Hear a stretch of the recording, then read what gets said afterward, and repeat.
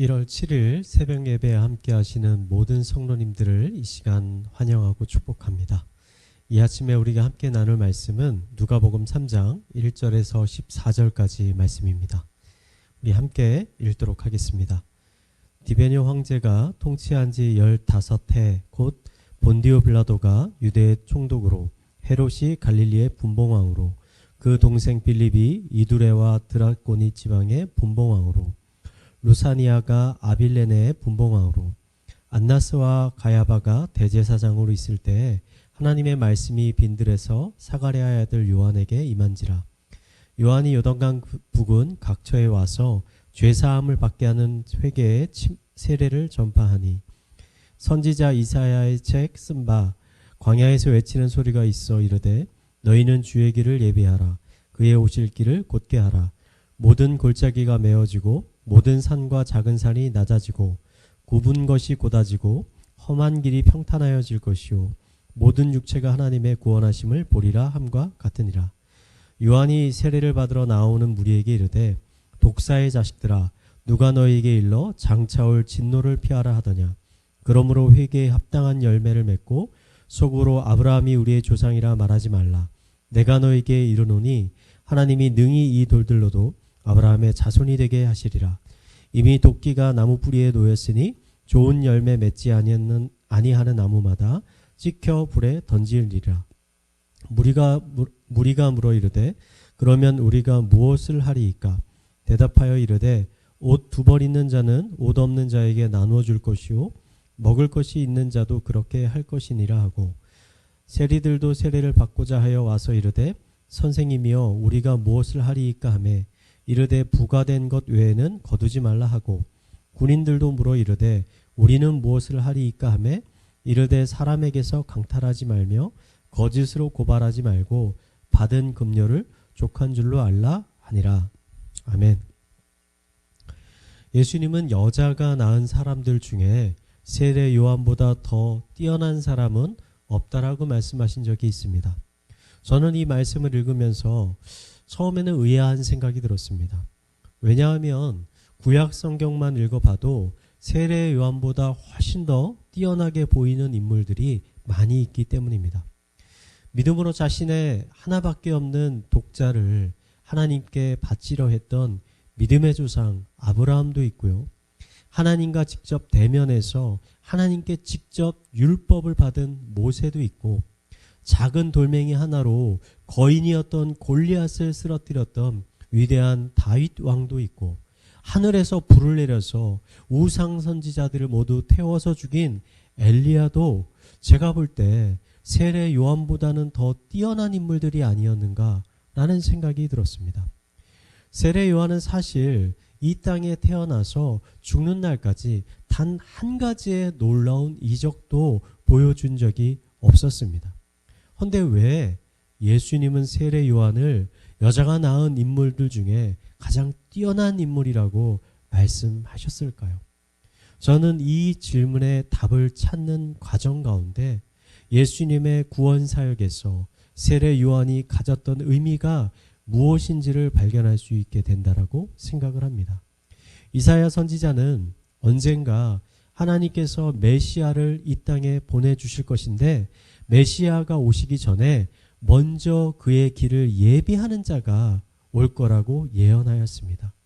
누가복음 3장 4절에서 세례 요한이 이사야가 예언했던 메시아의 길을 예비하는 자였다라는 것을 우리는 확인할 수가 있습니다.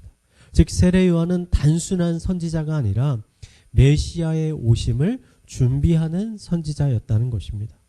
그렇다면 요한은 메시아의 오심을 준비하는 선지자로서 그는 어떠한 일을 했을까요? 오늘 말씀을 보면 요한은 요단강에서 백성들에게 회개의 세례를 주고 또 세례를 받으러 오는 이들에게 설교를 하고 있었습니다. 설교의 내용을 살펴보면 대부분 이렇습니다. 그의 설교의 대부분은 죄에 대한 질책으로 가득 차 있었습니다. 요한은 자신에게 세례를 받으러 나오는 백성들에게 너희들에게 심판이 얼마 남지 않았으니 지금이라도 빨리 정신 차리고 회개하고 돌아오라고 권면하였습니다. 그러자 백성들이 물었습니다. 그렇다면 어떻게 하는 것이 당신이 말하는 회개하는 것입니까? 그러자 요한은 옷이나 먹을 것이 2개 있는 사람은 없는 사람에게 그것을 나누어 주고, 세리들은 부과된 것 이외의 세금을 걷지 말고 군인들은 백성들의 재물을 마음대로 강탈하지 말아야 한다라고 말해 주었습니다. 여러분, 이 부분을 읽으면서 무언가 이상한 부분을 발견하지 않으셨습니까? 세례 요한은 분명 예수님의 길을 예비하는 사람인데, 구원의 길을 예비하는 사람인데, 그가 지금 제시하고 있는 구원의 길들은 단순히 나쁜 일을 하지 말라, 착하게 살라, 윤리적으로 깨끗하게 살라 라고 이야기하는 것처럼 여러분 들리지 않습니까? 정말 가진 것을 나누어 주고 다른 사람의 것들을 강탈하지 않으면 구원을 얻을 수 있게 되는 것일까요? 만약 그렇다면 예수님께서는 이 땅에 오실 필요도 없으셨고 십자가에 달려 돌아가실 필요도 없으셨을 것입니다. 그렇다면 요한이 백성들에게 한 말은 이게 구원을 얻기 위한 방법이 아니었다라는 것을 우리는 여기서 발견할 수 있습니다. 그렇다면 요한은 왜 우리가 겉으로 보기에는 도덕적으로 윤리적으로 보이는 이러한 권면들을 백성들에게 했던 것일까요? 그것은 요한의 권면은 백성들이 그 권면을 실제로 지키게 하는 것에 목적이 있는 것이 아니었고, 실제로는 그 백성들이 그 권면을 지킬 수 없다라는 사실을 깨닫게 하기 위함이었다는 것입니다. 사실 요한의 권면은 새로운 것이 아닙니다. 그의 권면은 이미 율법에서 명령하고 있는 것들이었습니다. 단지 요한은 그 율법이 각자의 삶, 실제적인 삶과 그들의 직업과 상황에 맞추어서 좀 더 구체적으로 그들이 무엇을 지켜야 하는지를 명령하고 있었을 뿐이었습니다. 요한의 이러한 권면은 후에 마태복음 5장에 나오는 예수님의 산상수훈의 가르침과 일맥상통하는 것입니다. 하나님께서 백성들에게 율법을 주신 궁극적인 목적은 그 율법을 통해 결국 우리들은 하나님의 그 의로운 율법을 지킬 수 없는, 온전히 순종할 수 없는 죄인들이라는 사실을 깨닫게 하기 위함이었습니다.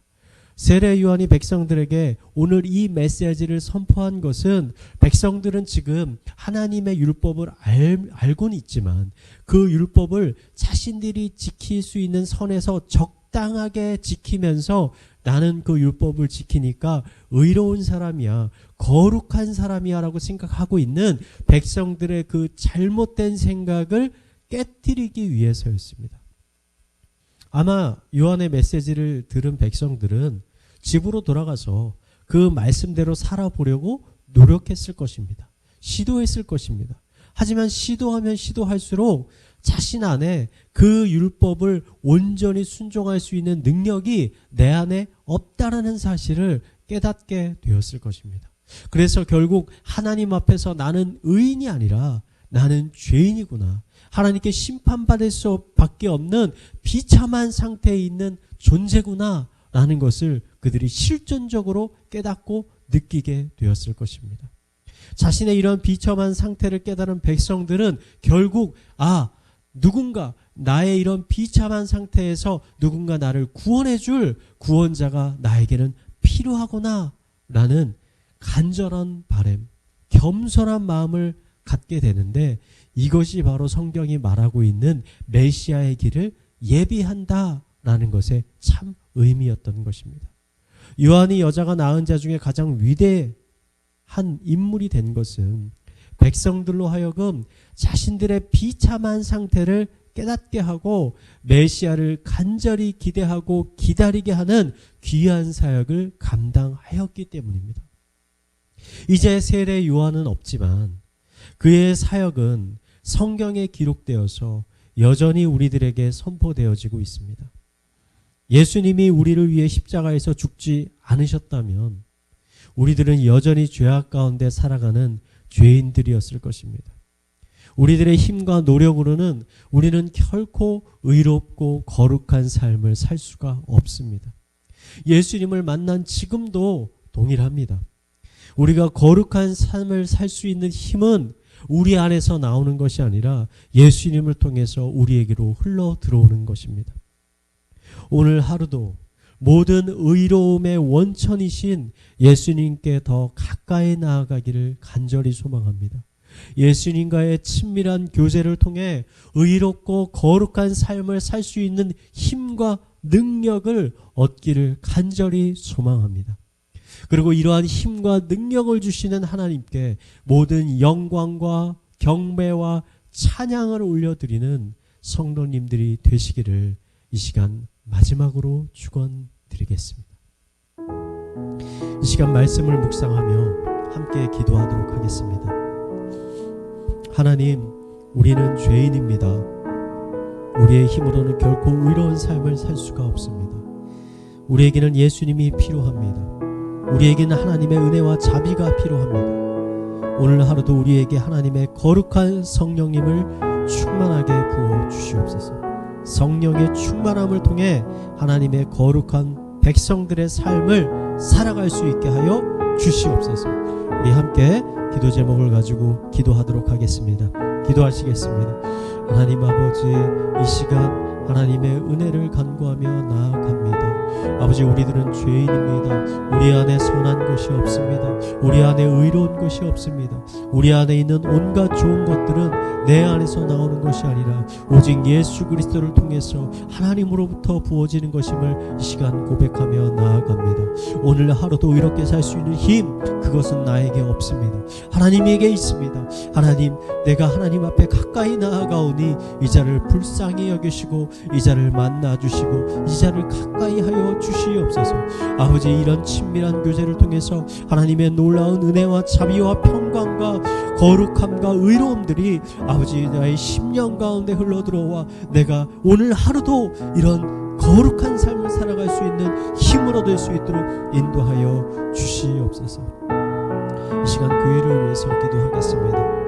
우리 교회의 핵심 비전은 영혼을 살리는 공동체입니다. 21년 의왕 우리 교회가 이 비전을 품고 실제로 수많은 영혼들을 위해 중보하고 또 그들을 예수님께로 인도하는 귀한 사역에 동참하게 하여 주시옵소서. 복음에 대해 더 깊은 깨달음이 있게 하여 주시고 복음을 실제로 전하게 하여 주시고 이를 통해 복음이 가지고 있는 큰 은혜와 그 사랑을 더 깊이 깨닫는 시간 되게 하여 주시옵소서. 우리 함께 기도하도록 하겠습니다. 기도하시겠습니다. 하나님 아버지, 예수 그리스도가 이 땅에 오심은 아버지 심판받을 수밖에 없는 불쌍한 비참한 영혼들을 구원하기 위함이었습니다. 예수님께서 이 땅에 교회를 세우신 이유는 아버지 이러한 영혼들을 아버지 구원하시기 위해서 그들을 우리가 인도하는 하나님의 귀한 사역자로 우리들이 부름받았음을 고백하며 나아갑니다. 먼저 하나님의 은혜를 깨달은 자로서 이 은혜를 흘려보내는 자를 낼 수 있도록 인도하여 주시옵소서. 복음의 그 위대함과 복음의 그 깊은 사랑, 넓은 사랑을 먼저 깨닫는 우리들이 그 사랑을 전할 수 있는 자를 내게 하여 주시옵소서. 아버지, 우리 가운데 담대함을 허락하여 주시고 더 큰 사랑을 허락하여 주시고 복음을 더 크게 깨닫게 하여 주셔서 아버지 우리 입술을 통해서 삶을 통해서 하나님의 이 거룩한 복음들이 흘러갈 수 있도록 전해질 수 있도록 인도하여 주시고 의왕 우리 교회가 이 사역 가운데 아버지 크게 쓰임받는 하나님의 귀한 교회 될 수 있도록 주님께서 인도하여 주시옵소서. 이 시간 우리 가정과 사회와 나라와 그리고 개인의 기도 제목을 가지고 함께 기도하도록 하겠습니다. 기도하시겠습니다. 하나님 아버지, 이 시간 우리의 가정을 위해서 기도합니다. 아버지, 우리의 가정 가운데 아직 하나님을 만나지 못한 자녀들이 있다면, 아버지 부모님이 있다면, 배우자가 있다면, 친척들이 있다면 그들에게 복음을 전할 수 있도록 인도하여 주시옵소서. 그들이 예수 그리스도의 은혜를 깨달을 수 있도록 하여 주시고 아버지 하나님의 성령으로 인하여 그들이 죄인이라는 사실, 그들의 상태가 얼마나 비참하다는 것을 그들이 깨닫고 주님 앞에 나아올 수 있도록 주님 인도하여